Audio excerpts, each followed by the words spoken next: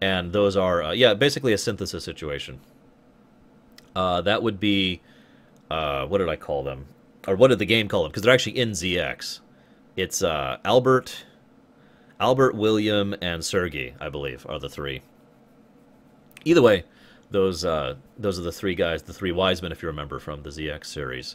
And so these synthetic humans were actually the first synthetic humans, the wise men, who have actually been running the extra world from forever. And that leads into the final story arc, which at this point is written pretty much from whole cloth, because if you remember, the ZX story has actually stopped. In other words, the entire plot is that those three guys each had a different... This is admittedly borrowed heavily from Metal Gear Solid 3 and 4.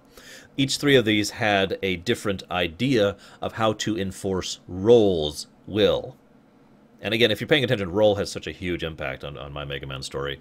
So all three of them interpreted what Roll wanted for the world differently. So Albert, for example, wanted to do what he did in the ZX series and ended up failing. That led to the other two going in their other direction. And it was going to explore what Sergei did, and it was going to explore what William... William was actually going to be the person who ended up actually unifying things. And yes, finally, there was going to be a happy ending after the end of all of this crap.